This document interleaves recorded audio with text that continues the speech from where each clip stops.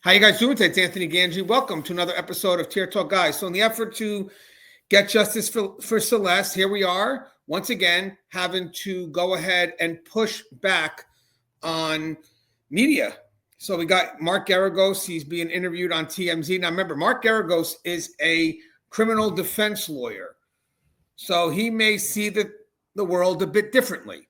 But with that said, I thought we could watch this video real quick and give it a breakdown as it goes, just to kind of keep up with, one, the narrative that's being pushed, but two, if there are concerns with the narrative, to create challenges so we can push forward what we feel is more objective. And because this really is about one side pushing that they're right over the other side, trying to tell the truth. And somewhere in the middle is where we need to be. This is no longer about Celeste, unfortunately, from what we see here. So we have to bring it back to where it needs to be. So let's see what he has to say. Well, I will tell you what I think. If you've been watching us meet every week or every other week and discuss this gives you quite a bit of context and everything we've seen. You said about a month or 2 months ago you've never seen the way they clamped down on this from LAPD. Famously, you guys have had great sources there for years. We now know, based on the blast from the medical examiner. So I want to mention something. You got to look for the hitting qualifiers. He knows that everything is under attack. He knows that Harvey's sources or TMZ sources are being under attack. We don't even know who these sources are. So he's quick to say great sources. Again, subtle, but it was strategically placed for a reason. I just wanted to show you that again.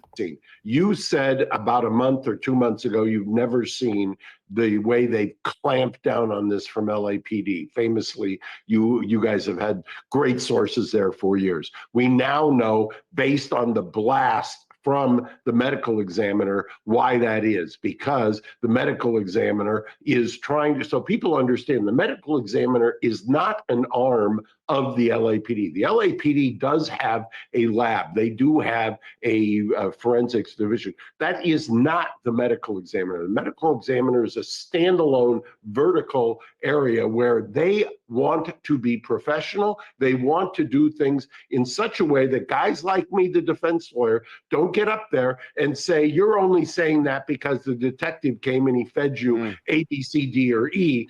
So the only concern I have with that is when he talks about the medical examiner, he says, yes, and they want to do things that are professional. And it makes it look like, or what I could deduce is that what LAPD is trying to do is unprofessional. It's subtle, but there's a comparison there that I think is unfair.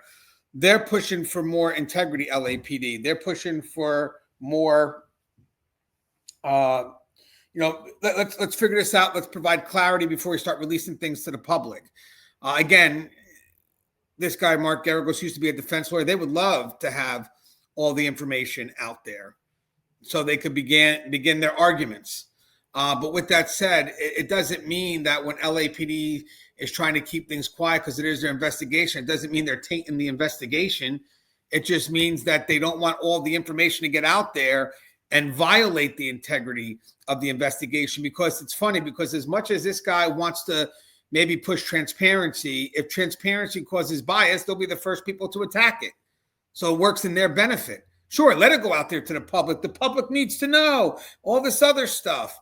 And then when it gets out there, and unfortunately, it does affect the integrity of the investigation, then that will be the first thing that they will argue. A defense attorney would. So it's, you know what, you rather keep things as sealed as possible, especially for a case like this, because the narrative is going in so many different directions. But it's funny how on one side you'll push transparency, but then later on you'll use that to promote a better defense for your client. And at that point, it has nothing to do with whether your client did it or not, but rather just the due process concerns. And that's unique too, right? If you know the person did it, the evidence is against them, then you really start to either cause confusion, as I said, you minimize, you blame, you just focus on due process, you question the credibility of those that do the investigation. So to be honest with you, as a defense attorney who has been on TMZ, I kind of would expect this, and I could be wrong, but I kind of would expect them to not be in agreement with LAPD because that's the prosecution side. So it doesn't shock me that he would take this narrative into a different direction from where we would expect it to go. And it doesn't shock me that he's in agreement with his longtime partner, Harvey Levin. And led you to believe and basically programmed you to get to a point where you would come to a conclusion that'll fit with our investigation. This current medical examiner, instead of being pilloried by law enforcement, actually get up there and. So I want people to know something. And I know there's not a lot of people that are fans of law enforcement, sadly, and I think most of that's based on misunderstandings. But when they're given the lead to an investigation, their job is to let the evidence speak. That's what their job is. And that's why there's a lot of people that have oversight over that, to make sure that the investigators don't get so caught up on following one narrative, because eventually you're right. They could become very myopic and then chase for that victory. That's why there's a lot of people that have oversight.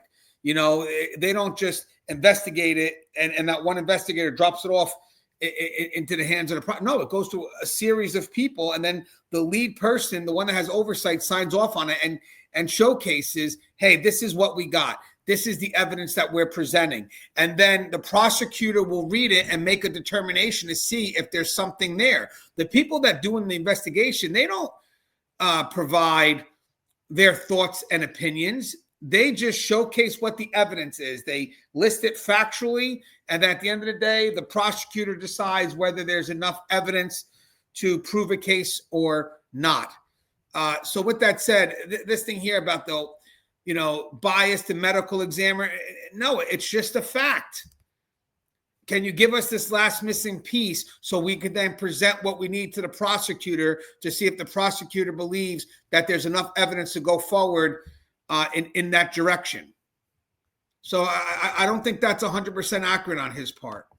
The medical examiner is a standalone vertical area where they want to be professional. They want to do things in such a way that guys like me, the defense lawyer, don't get up there and say, you're only saying that because the detective came and he fed you A, B, C, D, or E, and led you to believe and basically programmed you to get to a point where you would come to a conclusion that'll fit with our investigation. I just want to add something. So I've seen investigations play. That's really not what happens. What they do is they push it over to the medical examiner, and then the medical examiner is left alone to do what they do. And then the medical examiner will say, if they have questions, they'll ask the investigator questions. But again, it's not to sell a narrative, just for clarity. And then the medical examiner will have things done within context, because again, they're looking at a body. I get it, but they still need some context. So they're going to ask certain questions, but it doesn't mean that they're being influenced. It means it helps them make an informed decision, because again, they have to connect certain dots, but this is what's likely.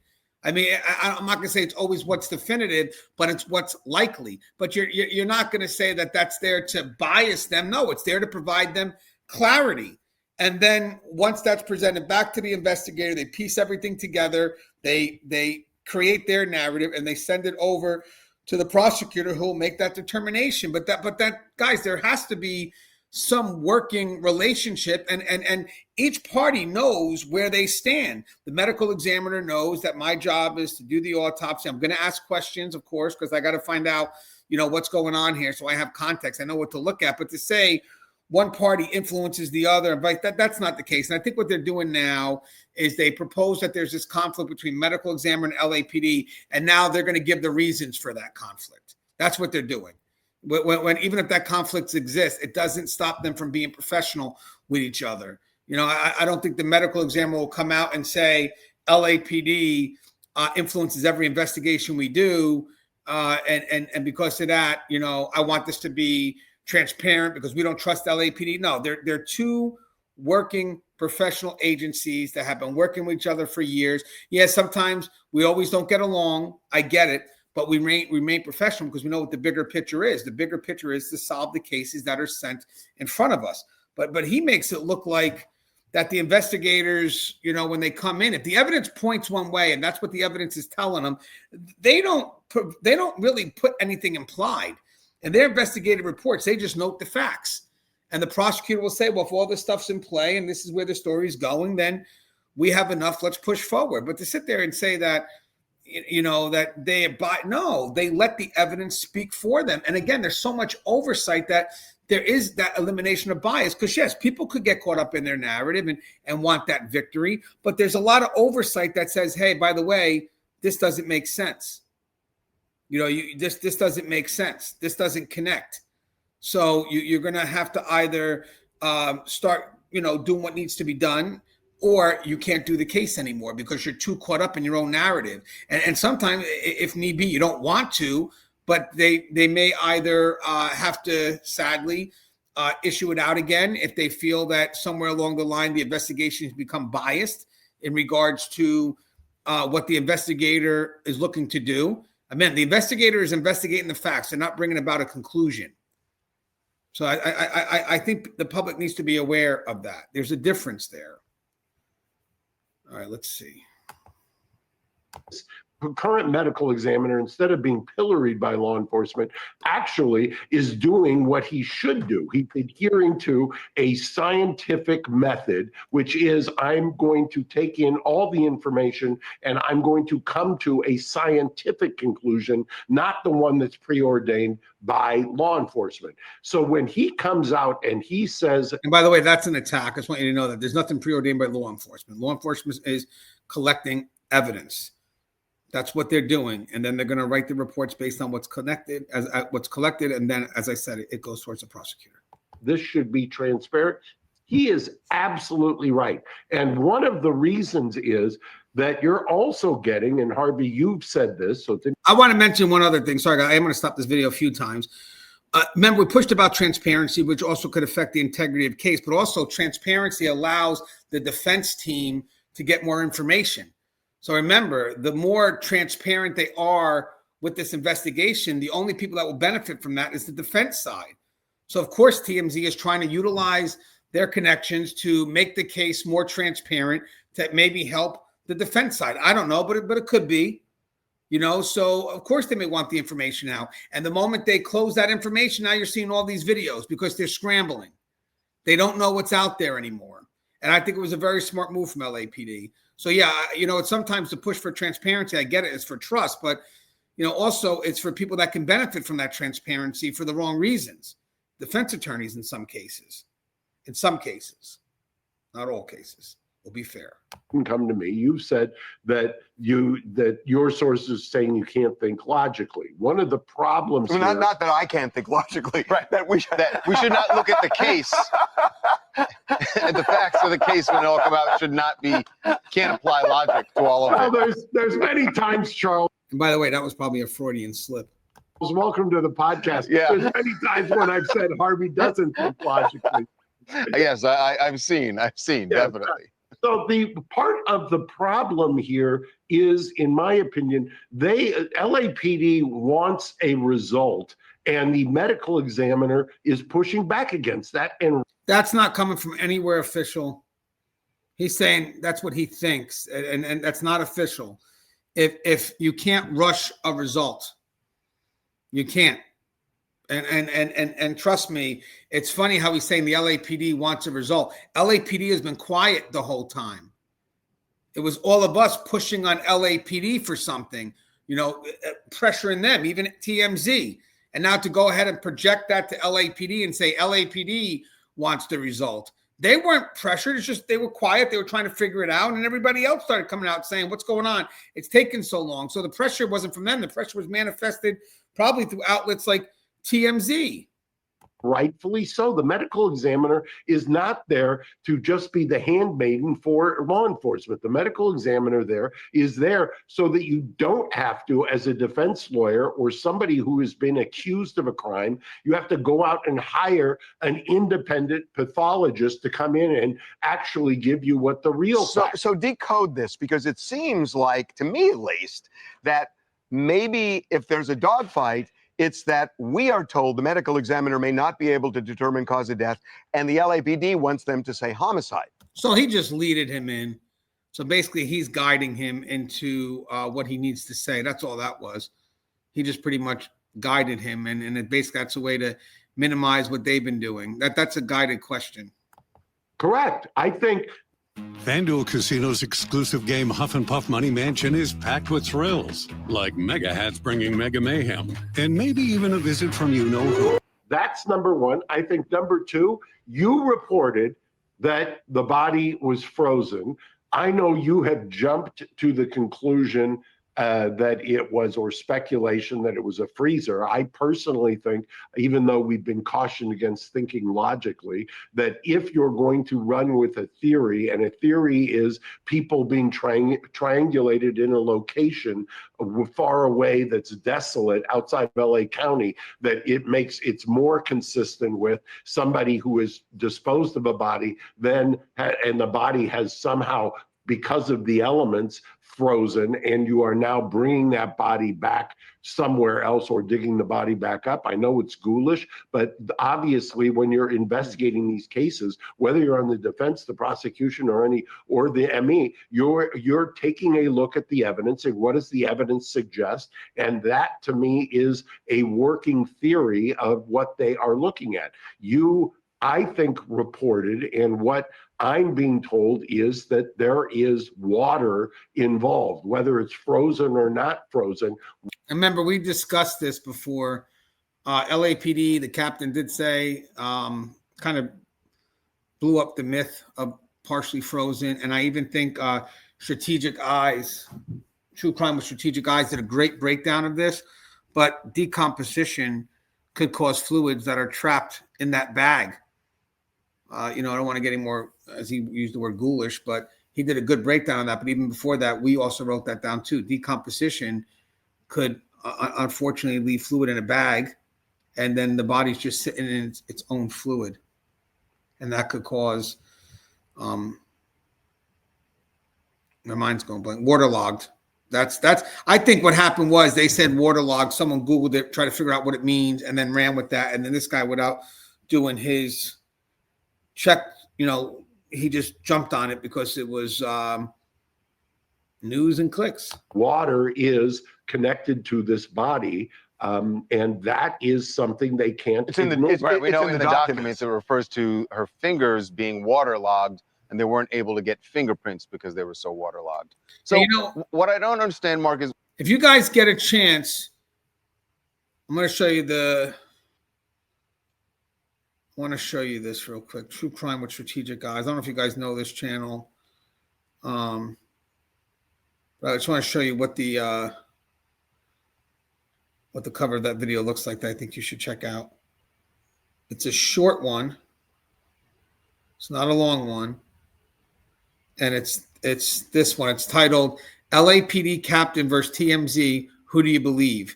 And he really breaks down the decomposition, and that's from his experience, and how that could have caused the waterlogged fingers, not the frozen. Why this security hold that LAPD is now, they got this court order so that none of the ME's findings can come out at this point. But what does that do? How does that help LAPD? You see what he's doing? So the question here is very biased.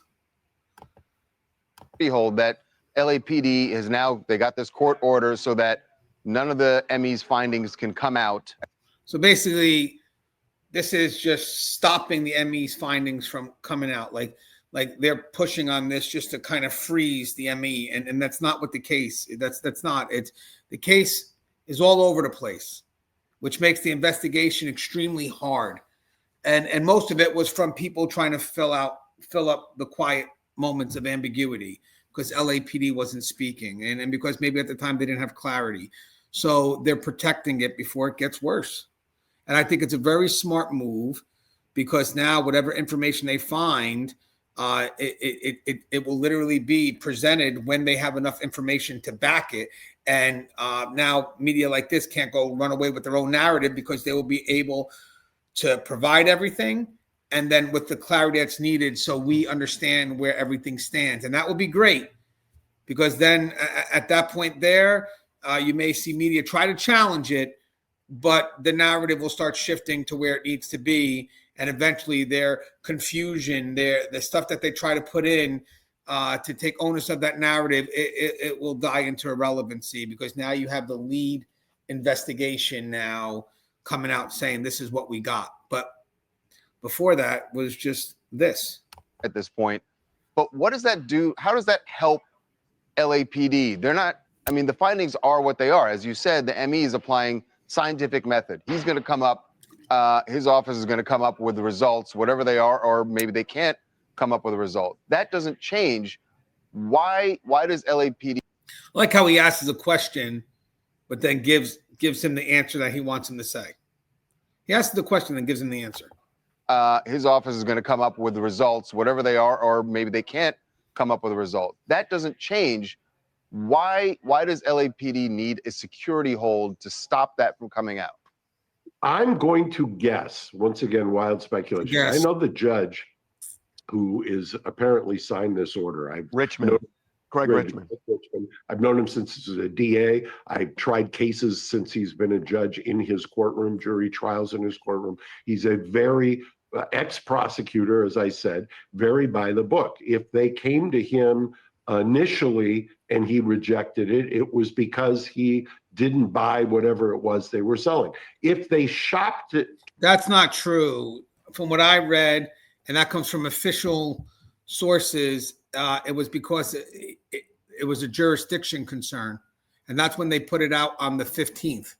It was a jurisdiction concern. It really had nothing to do with them buying or not buying what LAPD was trying to push. So don't let that get carried away. It was a jurisdiction concern. Let me read that off. So let me give you the exact details of why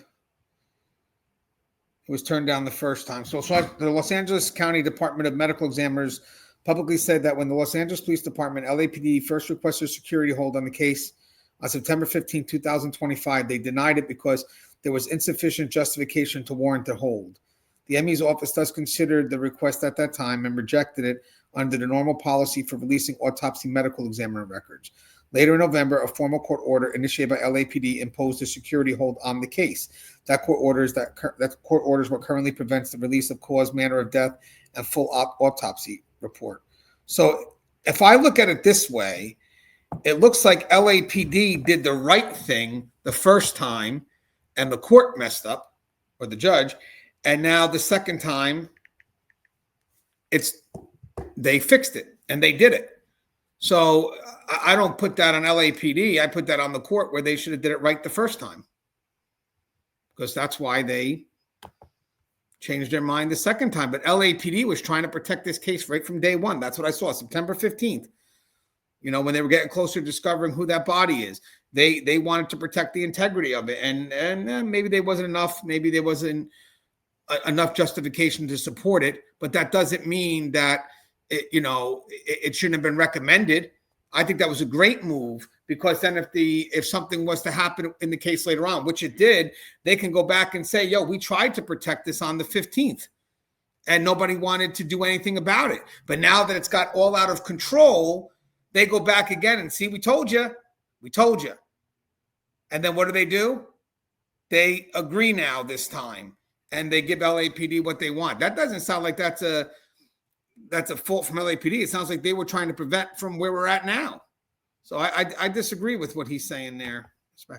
Said very by the book. If they came to him initially and he rejected it, it was because he didn't buy whatever it was they were selling. If they shopped it to him, he was not the first judge, but the second judge, and they disclosed to him that somebody else, some other judge had rejected it, he would have held their feet to the fire. And he's an incredibly, this was a guy who was doing high-level murder prosecutions when he was a DA. He would hold, when I say hold their feet to the fire, he's not going to issue a security hold just because LAPD says the ME is leaking. There has to be. And that may not be what was said. What was said was we want to protect the integrity of the case. Don't let these people confuse you by saying that, oh, and this is what they had to say. And no, it probably could have been, hey, we're concerned that this could happen and we just want to protect it. And maybe the court made a bad decision, which obviously they did because they corrected themselves this time around. There's evidence there that they made the correction, because if it wasn't a bad decision, they would have stuck through with their argument. And not grant the security hold, but they did. They did grant it, which means that maybe the first time it should have been done. So whatever he's saying here, the action says something totally different. So now what he's doing is just trying to put his own 2 cents in it.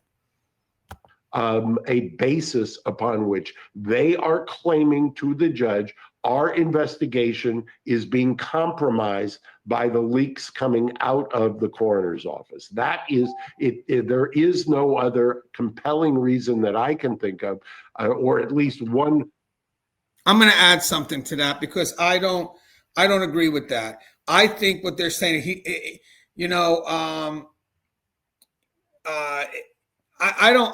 adds something where it's his personal attack, and that basically LAPD said that the medical examiner is leaking. That's why I don't know if that's the case, because all that does is confirm these anonymous sources that Harvey Levin may have.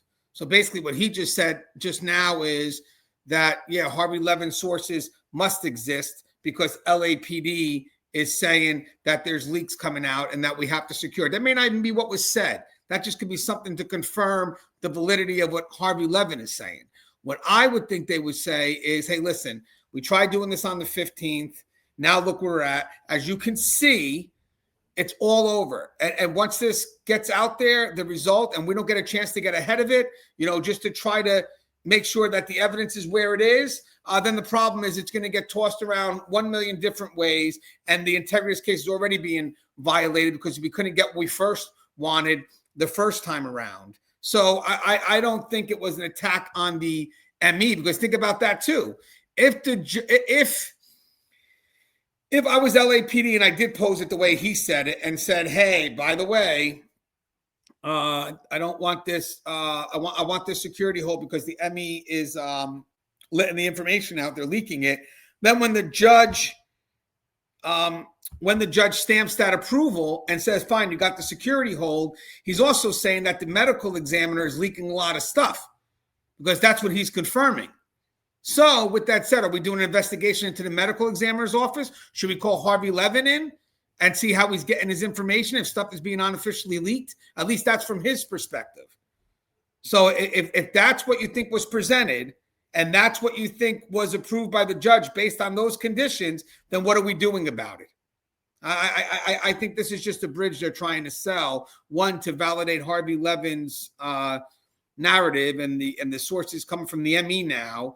But two, maybe to present some type of conflict. But again, the judge made the decision the first time and then changed it the second time. The change in the decision means that the prior request from LAPD maybe should have been approved if the court would have looked into it a little bit deeper. But now that whatever happened is where we're at now, they must have said, you know what, LAPD, you're right, because this is taking off like a wildfire. Compelling reason that I can think of that he would think of more. Assign an order telling another agency head, I'm issuing a security hold and you can't talk. So wait a minute. So you're saying that they're making an assumption, at least with us, that our sources are not coming from LAPD but are coming from the ME. Correct. That's exactly what they're doing. That's total speculation on their part. Yeah, but look at this, guys. Now the assumption becomes reality. Harvey just connected to something that he figures he can utilize, and then they just played the game. So this is what you're saying. And watch, guys, got to be very careful, because this is all assumptions that they try to hint as if it's definitive. Remember, This is not definitive. This is in their world. And so far, I don't think it connects to reality. And that's my opinion. Making an assumption, at least with us, that our sources are not coming from LAPD, but are coming from the ME. Correct. That's exactly what they're doing. That's total speculation on their part. Well, I haven't seen it.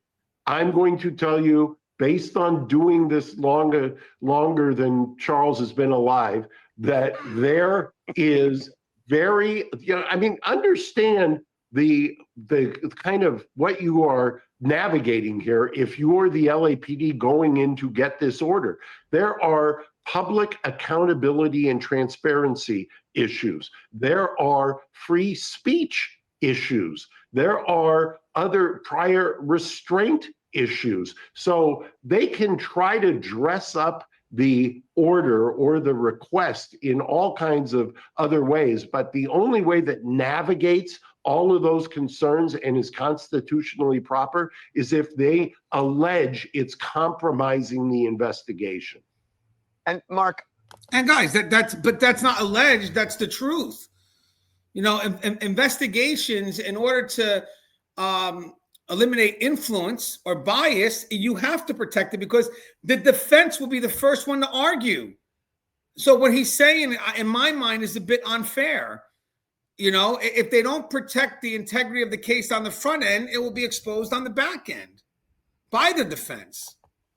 I have been around a long time covering LAPD. And guys, one last thing. Sorry, no, I just cutting it off a lot, but the funny thing is, even when you have these media that do work for these defense lawyers, and I may have mentioned earlier again, but just to repeat, sometimes in the effort to what they feel is covering the story and giving the public transparency, whatever it is, could also be just more of gathering information and probing so they could do with it as they will. So it's a great way to complicate an investigation under the guise of freedom of speech and media, and then not be held responsible for it. I have never seen it. Sorry, and then to not be held responsible for it. I mean, if I was a defense lawyer, it wouldn't be a bad idea to get myself into own a media outlet and start doing this. I think, to be honest with you, LAPD should start looking in this group here because they seem to know a lot more, and I think it's about time they get called to the table. The case. In fact, to me, the best example that news reports don't compromise a case is O.J. Simpson. That there was evidence that when I was at KCBS in Los Angeles, we were reporting 2 days later that there was blood going from the bodies of Ron and Nicole at Nicole's house into O.J.'s bedroom and bathroom. And yet he was found not guilty.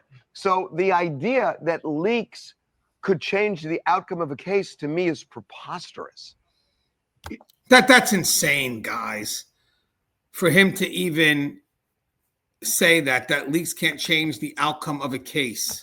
So just to argue that, so courts don't admit leaked information unless it's verified, authenticated, and lawfully obtained. So a leak to the media does not automatically become evidence. A judge cannot convict or dismiss charges because of something said on TMZ, Reddit, YouTube, sources close to the investigation. Get it? Sources close to the investigation. Anonymous tips. Legal decisions must be based only on admissible evidence. But leaks can shift strategy, pressure, and outcome indirectly. This is where leaks matter. They can influence jury pools. If the leak is explosive, defense or prosecution can argue prejudicial pretrial publicity, biased jury pools, the need for a venue change, the need for sequestering, extra voir dire or jury questioning. And so while the law doesn't change, jury selection strategy absolutely does. We talked about that. They can pressure prosecutors or police. So leaks can force police to confirm or deny rumors, which is what's happening now. Pressure prosecutors to file charges faster, which is what's been happening now. Make agencies defend their reputation, happening now. Trigger internal investigations. Push politicians or chiefs to intervene, and change resource allocation. In high-profile cases like this case, leaks can force the agency to show their card earlier than wanted, which is what is happening. They can push a plea deal if leaks put damaging information about a defendant in the news, or reveal weaknesses in the prosecution case, it can change the risk calculation for both sides. Leaks often lead to faster plea negotiations, sometimes in the defendant's favor, sometimes in the state's. They can trigger motions. Leaks can create legal motions, such as motion to suppress if leak shows an illegal search or protocol violation, motions for sanctions, motions to dismiss due to government misconduct, Brady motion if leak reveals withheld evidence, and protective orders to silence future leaks. So, no, the leak itself doesn't change the outcome, but the motions created because of the leak might. And does it change public pressure and political risk? This is one of the biggest on-scene influences.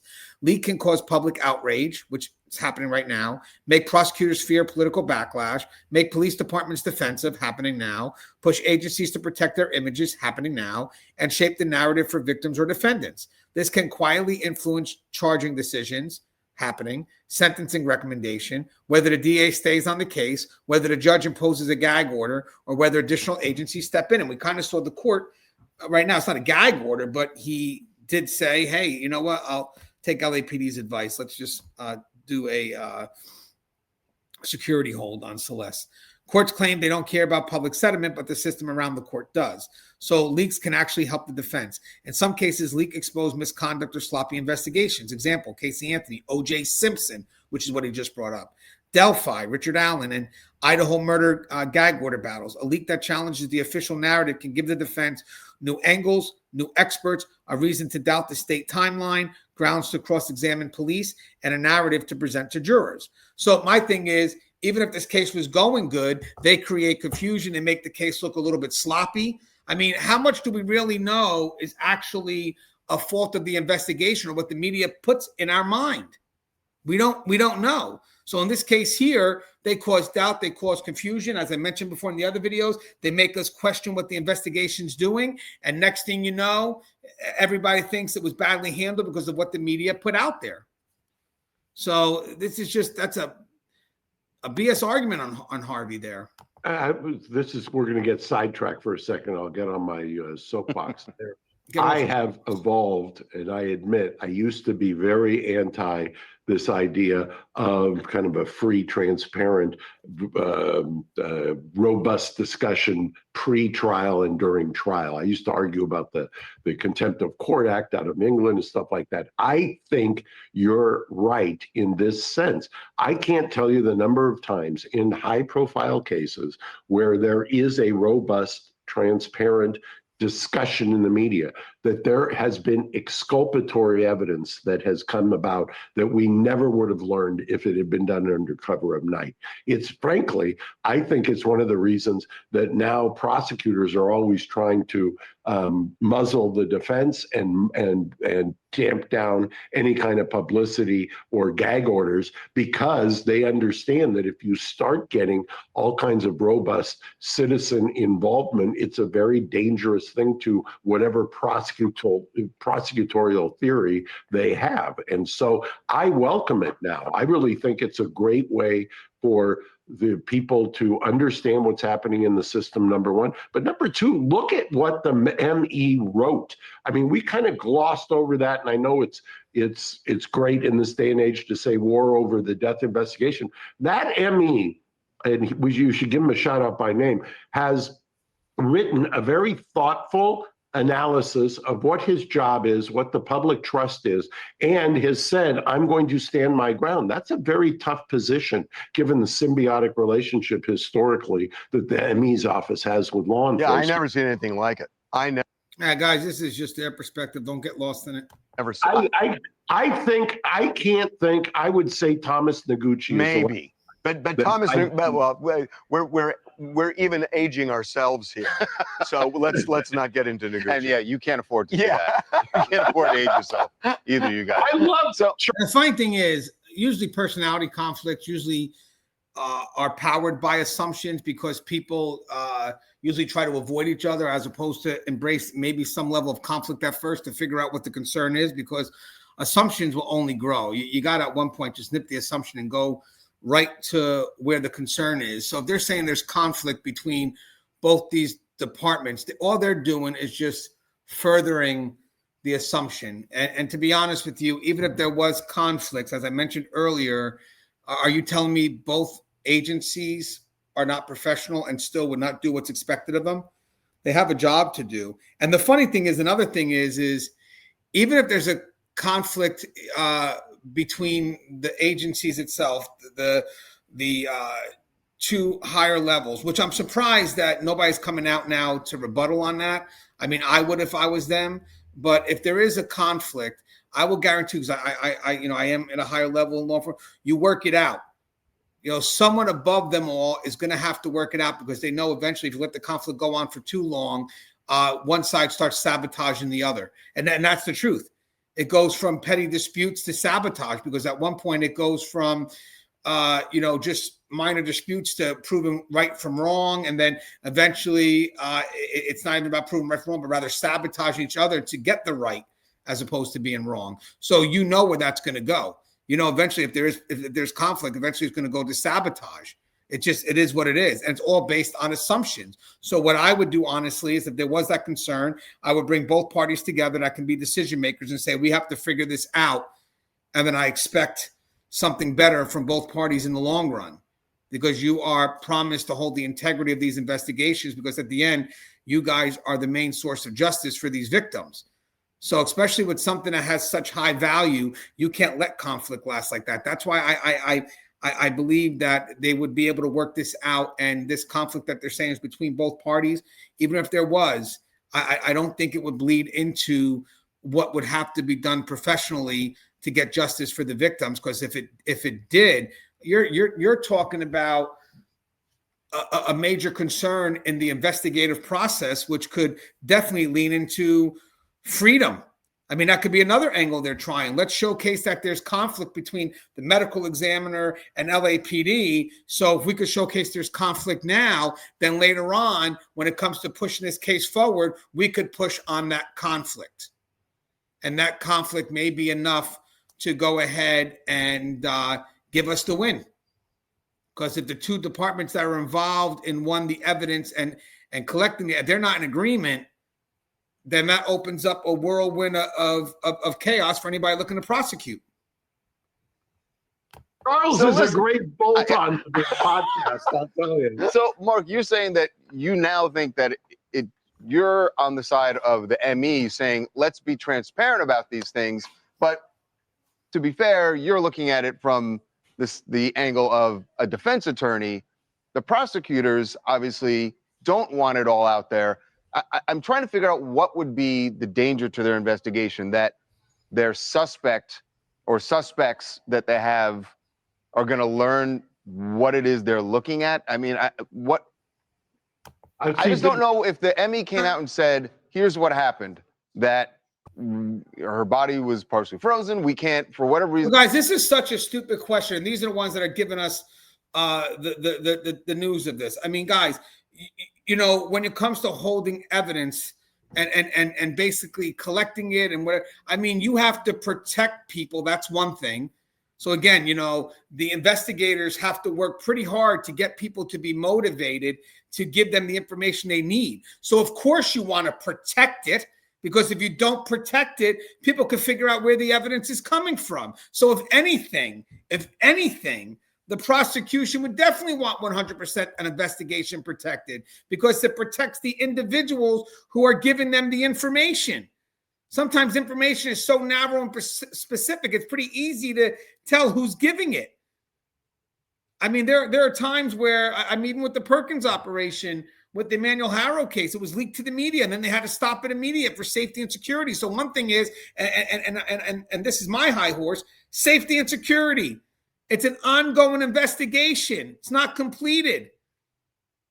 You got to protect it, because things could change, because other people could put pressure, take witnesses out. Are you kidding me? That to me was that's a foolish comment or question. God, they're so into protecting their narrative that in my mind, this looks completely foolish. We can't get fingerprints. We can't determine manner or cause of death. How does that hurt LAPD with their case, with their suspects? I still can't figure that part out. They're going to say that if there is information about the cause of death or the manner or the circumstances surrounding it, that that information coming out is then going to cause the purported suspects to destroy evidence or to flee.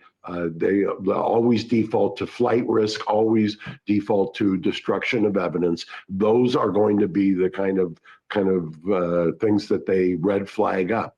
The problem with that is, it's happened already this week, even people who watch Harvey and I on the podcast. By the way, I do agree with him on that too, those added components.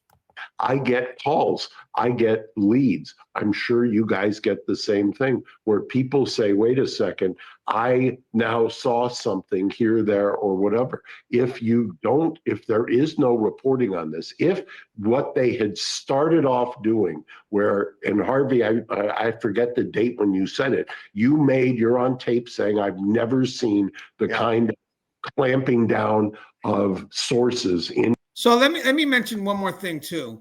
The investigative authorities usually request help from the public when they're at a dead end. But if they saw this at the very beginning and they had enough evidence from the beginning, they're not asking for help. They don't need help. But instead, everybody here got involved and caused more confusion. LAPD didn't need help on this one. I think it's pretty cut and dry. Why not clamp down? If I know what we got right now and we're starting to collect the evidence and the story's pretty straightforward, we don't need to go to the public and request for any assistance, because at that point, there's always a risk. Listen, when they go to the public, it's always a risk because there's be 20 million leads going different ways. But yes, the chance for suspects to find out what's going on, the chance for people to flee, I agree with that. The people to make false confessions because they have enough information. So of course, they have to hold on to some of the information, but I think when they discovered what happened, I think they pretty much knew.